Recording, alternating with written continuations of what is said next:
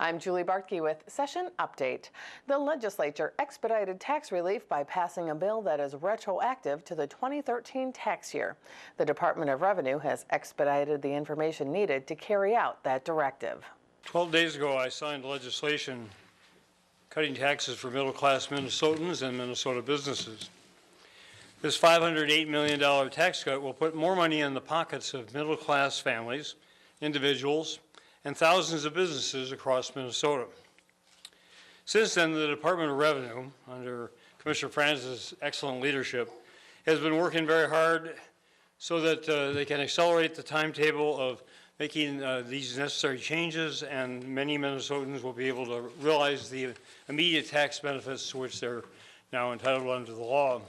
The idea is to file now. If you have not filed your taxes in Minnesota at this time, you should file now and file before April 15th and pay any taxes if any taxes are due. The deadline is April 15th unless you get an extension from the IRS. We will ask you to file electronically if you can because the refunds will be faster.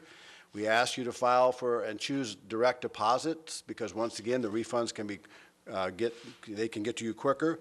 We ask that you accept and install any software updates. If you're utilizing private vendors or private software, make sure you check and update your current software to accept their new changes. Notify the department if you've changed your address.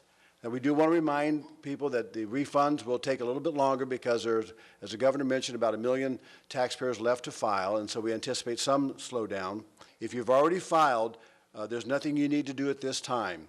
If you do not qualify for one of these 10 new deductions or credits, then you're done with your filing and you have nothing left to do. If you do qualify for one of these new 10 deductions or credits, we ask you to wait. One of three things will happen. Number one, the department will review your return and, if possible, will make the adjustment and send you the refund. Number two, if we cannot make the adjustment without more information, we'll contact you, ask for the additional information, and then make the adjustment and refund. And number three, if we cannot make the adjustment without an amended return, we'll contact you and ask you to file an amended return to make those changes.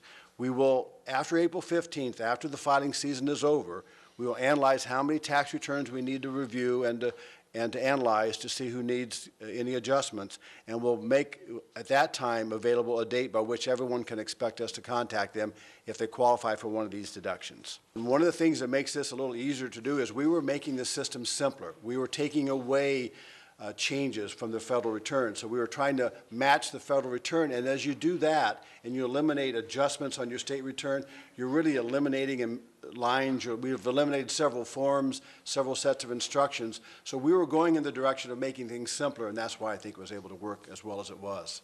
You were just watching the governor and a bit earlier Revenue Commissioner Myron Frans telling Minnesotans that the tax updates are ready and they can start filing their tax returns.